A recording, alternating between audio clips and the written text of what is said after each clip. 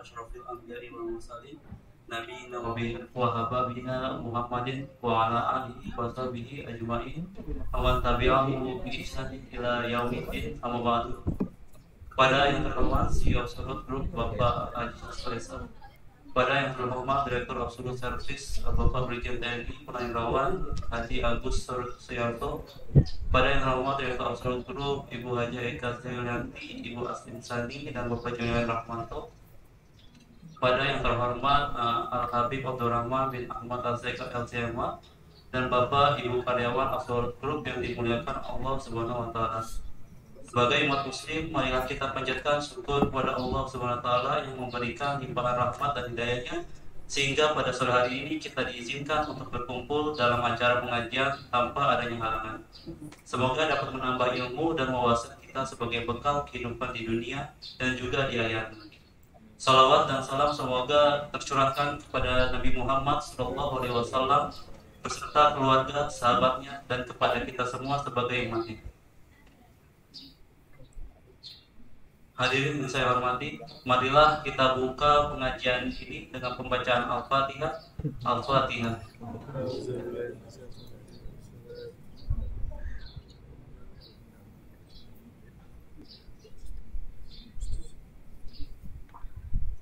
Selanjutnya mari kita lanjutkan ke acara inti, yaitu tausiah yang akan disampaikan oleh Al-Habib Abdurrahman bin Ahmad Al-Zaika dengan tema hadis Arba'in. Waktu dan tempat kami persilakan. Assalamualaikum warahmatullahi wabarakatuh. Alhamdulillah wassalatu wassalam ala rasulillah wa ala alihi wa man wala. Alhamdulillah, setelah kita mendirikan sholat asar secara berjamaah, semoga apa yang telah kita lakukan ini mendapatkan keridhaan dan keberkahan dari Allah Subhanahu wa Ta'ala. Amin ya rabbal alamin. Kembali di kesempatan yang mulia ini kita mempelajari hadis-hadis Nabi Muhammad SAW yang terdapat di dalam kitab Arba'in Nawawiyah, yang alhamdulillah kita sudah masuk hadis ke-35. Kemarin sudah kita baca sebagian dari hadis 35, yaitu yang berbunyi an Abi Hurairah radhiyallahu anhu, dari Abu Hurairah semoga Allah meridhoi beliau berkata, qala Rasulullah SAW, Rasulullah SAW bersabda, la tahasad, jangan kalian saling hasad, saling iri. Ini sudah kita bahas makna daripada hasad, maksud daripada hasad, dan macam-macam hasad. Kemudian beliau mengatakan lagi, wala tanajashu, dan jangan kalian saling menipu harga dalam jual beli. Tanajus ini aslinya dilarang sama Nabi. Misalkan ada orang menjual barang, ini orang menjual HP, menjual handphone. Lalu orang ini mau beli handphone ini, langsung saya bayarin HP itu lebih daripada harga pasaran, dengan harapan orang yang mau beli gak jadi. Gara-gara kita gak demen sama orang ini, saya tutupin barangnya biar saya ambil. Padahal saya sudah gak butuh HP itu, tapi karena saya ingin orang ini gak dapat HP-nya, saya bayarin bahkan dengan harga lebih supaya orang ini tidak dapat membeli barang. Itu masuk tanajus. Atau saya tawar, ini barang harganya 5 juta. Ini orang mau beli, saya bilang sama dia, ini bukan 5 juta, ini harga 6 juta di pasaran. Bapak jangan mau jual 5 juta. Supaya apa? Supaya orang yang mau beli gak jadi, gara-gara kita tinggikan harganya supaya orang ini tidak dapat beli barang. Ini termasuk tanajus. Jadi kata Rasulullah SAW dikatakan wala tanajashu, maksudnya jangan saling menipu harga dalam jual beli. Seperti tadi, bahwa intinya bagaimana caranya orang lain gak bisa beli apa yang mereka inginkan, kita halangi harganya. Baik kita tinggikan harganya atau kita beli supaya orang itu tidak dapat barang yang diinginkan, padahal kita sendiri tidak butuh dengan barang. Ini termasuk yang dilarang. Ini kata Rasulullah SAW, jangan tanajashu, jangan kalian saling menipu, padahal bukan itu harganya, padahal kamu gak membutuhkannya, tapi kamu beli supaya orang lain tidak dapat barangnya. Ini termasuk dilarang di dalam Islam. Wala tanajashu, Wala tabaghadu, jangan kalian saling membenci. Jangan saling membenci, jangan saling marah-marahan. Ini dilarang sama Nabi kita, Nabi Muhammad SAW. La tabaghadu.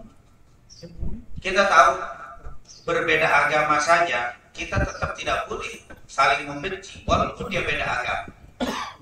Dalam Al-Quran sudah dikatakan la ikraha fiddin, tidak ada paksaan di dalam agama. Artinya ketika sahabat kita itu non muslim, kita boleh saja menawarkan keislaman, ngajak misalnya. Ternyata dia tidak mau, ya sudah, dipaksa tidak boleh, apalagi dimusuhi gara-gara tidak masuk Islam. Ini tidak diperbolehkan. Maka keluarlah ayat lakum dinukum waliyadin, bagimu agama, bagiku agama. Silakan kamu lakukan apa yang kamu yakini, kami melakukan apa yang kami yakini. Dan kita tidak membenci atau tidak boleh membenci orang itu karena beda agama. Karena beda agama tidak boleh saling membenci, apalagi hanya perbedaan agamanya satu tapi hanya berbeda pendapat. Kenapa kita saling benci? Karena saling membenci ini merupakan salah satu godaan yang dibawa oleh syaitan agar kita saling bermusuhan. Terlebih lagi hanya berbeda mazhab, hanya berbeda pemikiran, hanya berbeda di dalam pemahaman tertentu dalam masalah agama.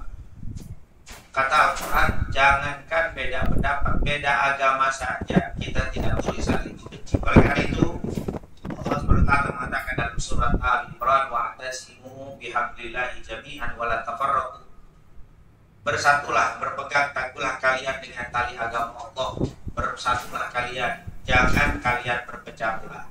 Ini merupakan perintah. Lain agama saja diperintahkan kita tetap menjaga tidak saling benci, tidak saling berpecah belah, tetap menjaga persatuan. Bagaimana dengan yang sesama muslim? Ironisnya kadang-kadang kita dapati ada orang muslim sama non muslim bisa berdamai, bisa menghormati, bisa saling toleran, tapi giliran sama muslim begitu galaknya, begitu tidak bisa menghormatinya. Bahkan sepertinya non muslim dengan muslim lebih musuhi orang yang Islam sendiri. Ini yang tentunya dicela di dalam surat Al-Fatah di ayat 29. Allah mengatakan Muhammadun Rasulullah walladzina ma'ahu asyidda 'alal kuffar rahamah bainahum tarahum ruk'an sujada yabtaquna fadlan minallahi wa ridwan. Dikatakan di situ Nabi Muhammad itu adalah seorang rasul dan orang-orang yang hidup bersama rasul itu adalah asyidda 'alal kuffar, tegas terhadap orang kafir, berkasih sayang sesama muslim.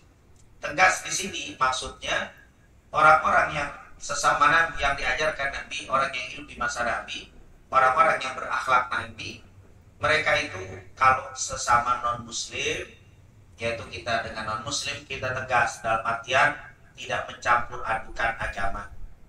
Tetapi dengan orang muslim berkasih sayang. Maka di sini Rasulullah SAW mengingatkan kepada kita, wala tabaghadu, jangan saling benci, jangan saling marah-marahan, karena ini bukan ajaran kita Nabi Muhammad SAW.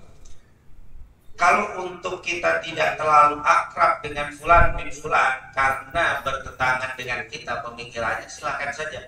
Tapi untuk bermusuhan tetap tidak dianjurkan. Nah, kecuali tentunya mereka yang memerangi kita, mereka yang memulai bahkan berusaha untuk membenci kita, maka di sini berbeda. Makanya di dalam penjelasan para ulama, orang kafir non muslim itu ada dua macam. Ada kafir harbi, ada kafir dhimmi. Kafir harbi itu kafir yang memerangi kita, yang selalu mengusik kita, selalu berusaha untuk menghancurkan kita. Yang model seperti ini tentunya kita tidak boleh berkasih sayang atau dekat. Bahkan kita harus melawan permusuhan dan peperangan yang mereka kibarkan. Tetapi ada kafir dhimmi, kafir yang hidup damai dengan kita, maka harus kita jaga. Harus kita jaga kerukunan kita jaga persatuan kita. Ini tentunya satu pelajaran untuk kita non muslim saja. Kita harus hormati, kita harus jaga persatuan kita. Bagaimana dengan sesama muslim? Insyaallah Allah jadikan hati kita ini selalu mendapatkan taufik hidayah petunjuk dari Allah untuk bisa menjaga persatuan dan menghilangkan kedengkian dengan saudara kita. kita. Amin ya rabbal alamin.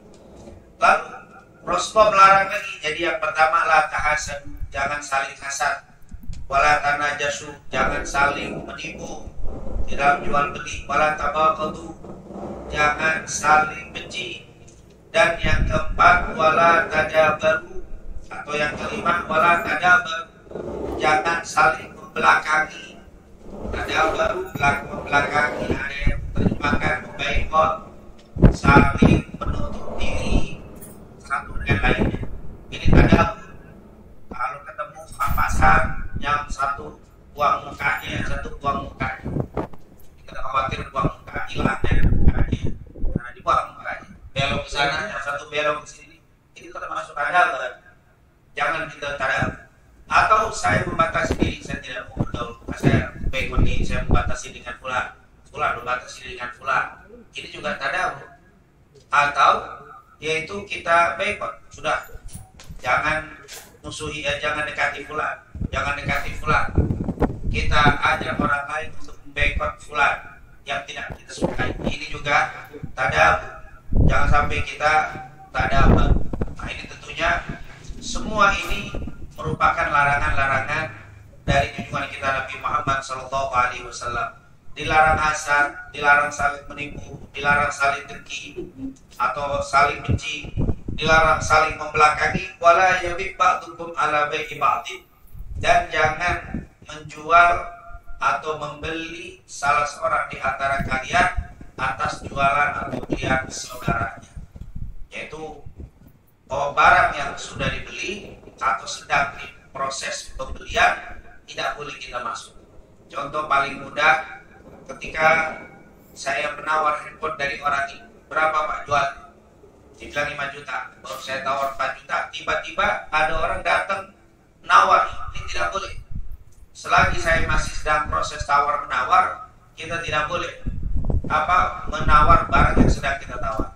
Kecuali sudah habis, sudah nggak setuju, dia minta 5 juta, saya tetap minta 4 juta setengah, nggak jadi, maka boleh kita masuk menawar barang. Ini haram hukumnya, menawar dalam tawaran orang lain. Atau apalagi sampai sudah dibeli, motor, mobil sudah jadi deal, kita sudah lihat barangnya, kita DP jatuh 100 juta, kita DP berapa? 5 juta, atau tanda jadi 2 juta. Insyaallah 2 hari 3 hari lagi datang, tadi baru lihat barang. Tiba-tiba pas kita sampai, barang sudah nggak ada. Kenapa? Ternyata sudah dijual, ada yang beli lebih mahal. Ada yang berani jual 110 juta, diambil, dijual barang.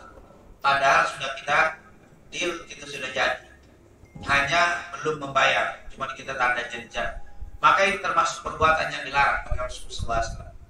Jadi jangan pernah membeli dagangan yang sudah dalam belian orang lain atau tawaran orang lain. Kecuali tadi penawaran sudah putus, tidak jadi, maka dipersilakan untuk ngambil atau membeli atau menawar barang tersebut. Ini merupakan hal-hal yang dilarang oleh Nabi Muhammad. Kenapa? Karena hasad, tanajus, saling menipu, tabaghud, saling membenci, tadabaru, saling boikot, saling membelakangi, dan mengambil jualan orang atau belian orang sudah dibelian orang lain, maka ini perbuatan yang memutuskan silaturahim. Ini merupakan amalan-amalan, perbuatan-perbuatan yang menyebabkan putus silaturahim. Orang jadi musuhan, orang jadi putus persaudaraan gara-gara ini. Gara-gara saling hasad, saling tanajus, saling tabaghud, saling tadabur, ini menyebabkan putusnya persaudaraan. Maka diakhiri dengan hadis wa kunu ibadallahi ikhwana. Jadilah kamu hamba-hamba Allah yang menjaga persaudaraan atau yang bersaudara. Kenapa? Karena 5 atau 6 tadi amalan kalau dilakukan memutuskan silaturahim. Ini menunjukkan bahwa kita dari hadis ini kita diperintahkan oleh Rasulullah untuk selalu menjaga persaudaraan kita. Kita tidak boleh melakukan hal-hal yang bisa memutuskan hubungan persaudaraan. Dan ini tentunya merupakan amalan yang sangat penting, karena menjaga persaudaraan sebagai tanda keimanan atau penunjuk keimanan. Rasulullah pernah mengatakan, la tadkhulul jannata hatta tu'minu wa la tu'minu hatta tahabbu. Afala adullukum ala syai'in idza fa'altum tahabbtum afsus salama bainakum. Kata Rasulullah, kalian akan sulit masuk ke dalam surga kecuali kalian beriman kepada Allah Subhanahu wa taala. Dan kalian sulit akan menjadi orang yang beriman sampai kalian saling mencinta, menjaga persaudaraan di antara kalian. Jadi kalau kita sudah saling membenci, saling menipu, saling hasut, maka putus persaudaraan kita. Putus persaudaraan kita, hilang kasih sayang di antara kita, ini akan mengurangi keimanan kita. Kurangnya iman menyebabkan orang sulit masuk ke dalam surganya Allah Subhanahu wa taala. Inilah yang perlu kita jaga, nasihat dari junjungan kita Nabi Muhammad sallallahu alaihi wasallam. Semoga apa yang kita bahas dari 5 sifat ini kita bisa menjaganya, jangan sampai kita melanggarnya. Ini 5 sifat sebenarnya kalau kita bahas satu persatu sangat panjang. Yang pertama, saling hasad, masalah saling dengki, saling menipu, saling membelakangi, saling memboikot atau menyerobot. Tadi transaksi orang yang masih dalam proses, ini merupakan perkara-perkara yang diharamkan oleh Rasulullah SAW. Dan perkara tadi semuanya adalah perkara yang menyebabkan rusaknya persaudaraan. Jadi bisa kita ambil kesimpulan, jagalah persaudaraan kita, jagalah ukhuwah kita, jagalah silaturahim kita, hindari semua perbuatan yang bisa memecah belah persaudaraan kita. Karena menjaga persaudaraan adalah jadi salah satu kuatnya iman seseorang, dan kuatnya iman menjadi sejalan mudah untuk menuju surganya Allah Subhanahu wa taala. Amin. Amin ya rabbal alamin. Mungkin itu yang bisa kita sampaikan di kesempatan sore hari ini. Kita tentunya lebih banyak memberikan ruang untuk tanya jawab, karena di bab-bab ini bab sangat penting, tapi untuk kita jelaskan satu-satu terlalu panjang. Hasad, saling menipu, saling benci, saling membelakangi, dan mengambil transaksi orang yang sudah dibeli atau yang sedang proses kita potong. Ini merupakan 5 sifat yang sangat-sangat tercela yang menyebabkan putusnya persaudaraan di antara umat Nabi Muhammad sallallahu alaihi wasallam.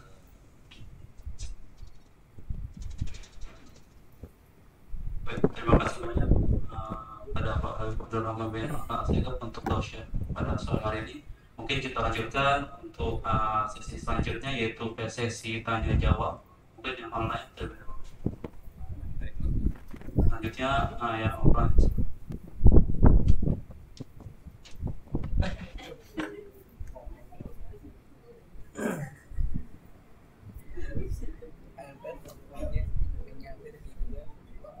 Assalamualaikum warahmatullahi wabarakatuh. Waalaikumsalam warahmatullahi wabarakatuh. Izin Habib bertanya tadi masalah benci. Seperti yang kita lihat sekarang TV juga pada lihat ya Ustaz Habib, kebencian. Jadi di dalam Islam kan diajarkan untuk tidak bermusuhan, tidak saling benci. Tapi kita lihat pernah ulama juga memberi saat ceramah itu menunjukkan kebencian. Ya, artinya terhadap kepala negara, terhadap pejabat ya sosial ini. Dengan terang-menerang situ menyampaikan dengan bahasa yang tegas. Apakah itu dibenarkan gitu? Tapi sementara kita paham nih bahwa kita tidak mengajarkan kebencian itu Habib, biar masyarakat tidak bingung gitu. Terima kasih, mohon menjelaskan. Ya, memang para ulama sebenarnya bukan hanya para ulama, tapi seluruh Islam, seluruh muslimah berdasarkan hadis man ra'a minkum munkaran falyughayyirhu bi yadihi fa illam yastati' fa bi lisanihi fa illam yastati' fa bi qalbihi wa dzalika adhaful iman. Memang ada hadis Rasulullah yang mengatakan man ra'a minkum munkaran, siapa yang melihat sebuah kemungkaran hendaklah dia merubahnya dengan kekuatannya, yang maksudnya kekuasaan. Bila kita punya anak melakukan kemungkaran, kita sebagai bapak, sebagai ibu harus dengan kekuatan kita sebagai seorang ayah harus merubahnya. Bisa dengan ancaman untuk tidak dikasih jajan, atau mungkin kalau masih melakukan bisa juga dengan pukulan yang tidak menimbulkan bekas, hati menunjukkan marah. Kalau juga bisa tidak bisa, boleh juga dengan cara-cara yang kekerasan dalam artian yang masih ditolerir dalam Islam. Ini adalah hukum. Terus kalau kita nggak punya kekuasaan, maka fabi lisan. Melihat kemungkaran, kita hanya mengucapkan dengan lisan. Artinya apa? Menegur kemungkaran itu dengan lisan kita. Karena saya nggak punya kekuasaan. Misalkan ayah saya melakukan pelanggaran, saya nggak mungkin menegurnya dengan kekuasaan saya tidak punya kekuasaan dengan orang tua. Yang ada saya tegur dengan lisan, Pak, jangan melakukan itu. Nah ini adalah teguran dengan lisan. Tapi ketika yang melanggar itu orang tua, misalkan pejabat, atau pejabat ini juga kalau ditegur dikasih tahu bukannya terima kasih malah kita ditangkap misalkan, maka cukup dalam hati saya nggak ridho dengan perbuatan orang yang ini. Kemungkaran yang dilakukan ini munkar, tapi saya nggak berani karena saya nggak punya kuasa. Saya tidak berani berucap, tapi yang ada di dalam hati. Artinya apa? Saya mengingkari perbuatan orang ini. Itu ada aful iman. Itu ada iman yang paling lemah. Berarti dalam mengingkari kemungkaran ada yang punya kekuasaan, ada yang lisan, ada yang hati. Yang hati yang paling lemah.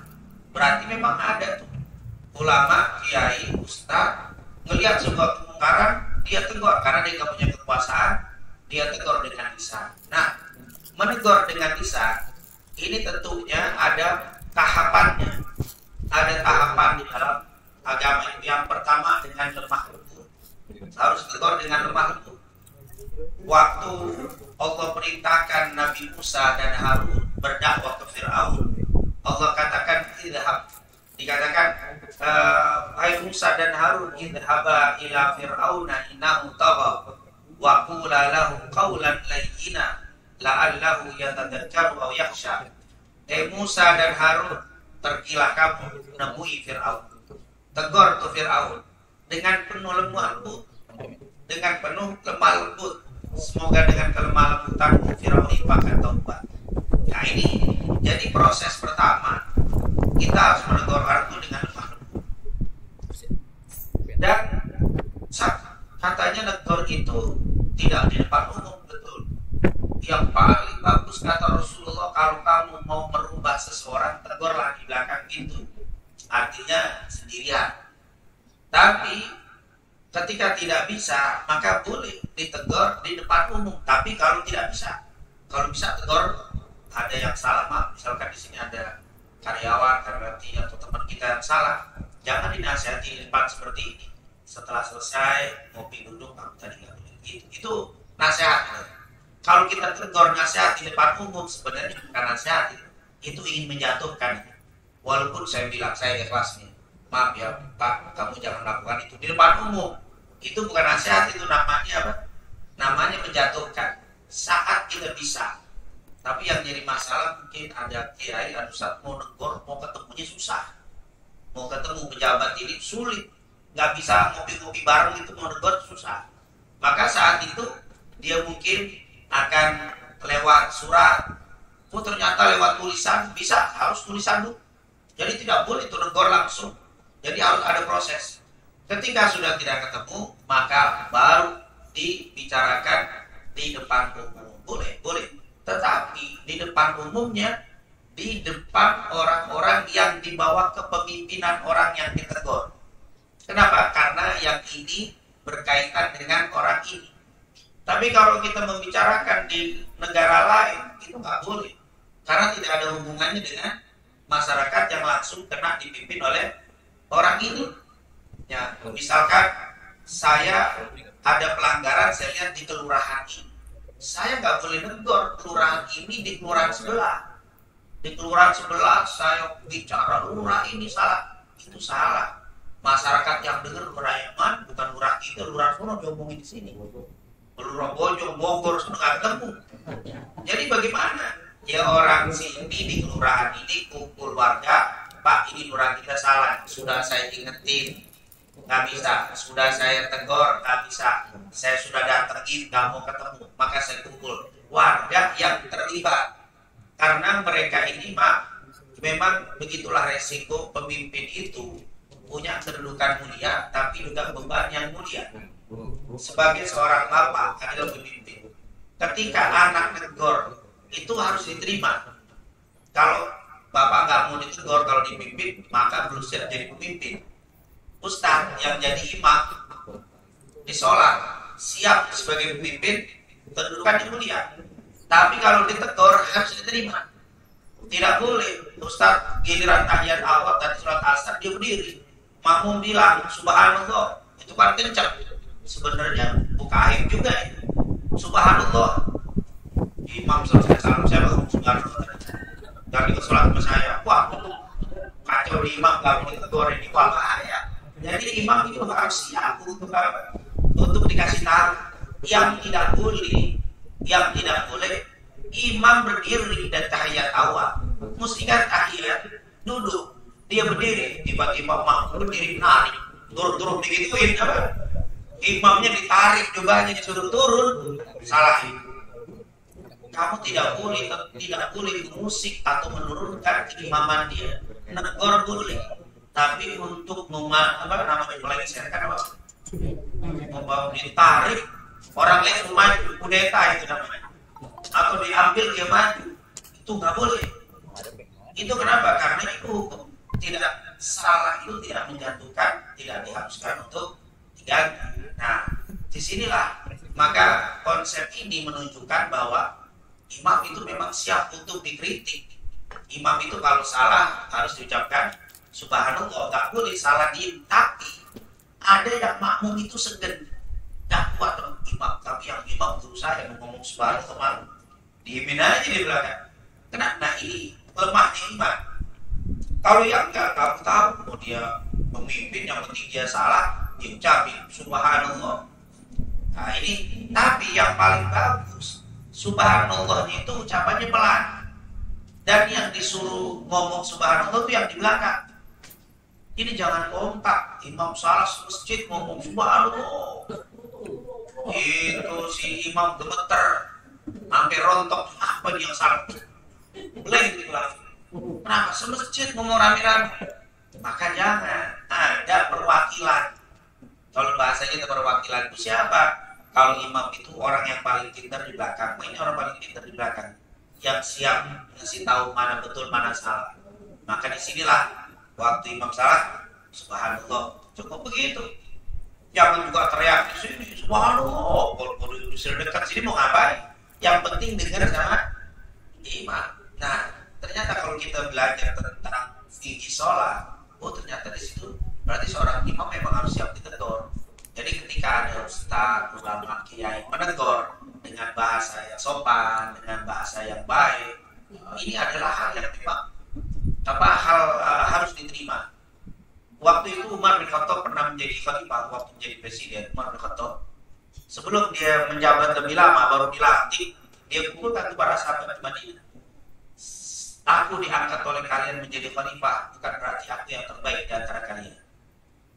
Kalau aku melakukan kebaikan, tolong berikan motivasi, dorong, dukung kami. Tapi kalau aku melakukan kesalahan, kata Umar, tolong tegur aku. Tiba-tiba berdiri tuh, ada seorang badui dikeluarin pedangnya. Akhirul Mukminin Umar, kalau engkau salah, aku akan tegur dengan pedangku. Apa kata Umar? Umar baik. Umar akan tetap menjadi baik kalau ada orang-orang yang tegur seperti ini. Artinya begitu. Memang di dalam keislaman itu, pemimpin itu memang siap untuk apa? Ditegur begitu. Nah tentunya waktu menegur, kiai, ustaz, ulama tetap harus dengan bahasa yang baik dan juga menunjukkan bukti, fakta dan juga data. Jangan hanya fitnah. Kalau menyalah-nyalahkan tidak ada bukti, itu fitnah. Dan itu yang bahaya. Padahal dia tidak melakukan itu, tapi dia masyarakat, dia pidato, dituduh, padahal itu fitnah, itu bohong, kedustaan, hanya menghasut, maka ini merupakan perbuatan yang sangat-sangat tercela. Tapi kalau itu betul, dengan data, fakta yang jelas ini melakukan pelanggaran, silakan dibuka dan itu boleh. Dan itu bukan hal yang melanggar dalam Islam. Yang penting tentunya dengan bahasa yang baik, dengan bahasa yang sopan. Itulah. Jadi kadang-kadang kalau kata para ulama, ketika kita dikasih tahu, ditegur sama orang, Pak, Anda ini salah melakukan itu, maka orang yang bijaksana itu akan memeriksa koreksi yang disebutkan tadi. Bukan dicari dulu siapa yang kasih tahu, siapa. Kadang-kadang kita ketika dikasih tahu kesalahan kita cari siapa yang kasih tahu, bukan kita koreksi kesalahan kita. Ini yang menjadi fatal. Mestinya ketika dibuka, karena Allah ketika membuka aib kita itu boleh dari mana saja. Boleh tiba-tiba kita lupa WA, padahal kita mau ke pribadi, ke grup, pada tahu semua. Itu ada cara membuka.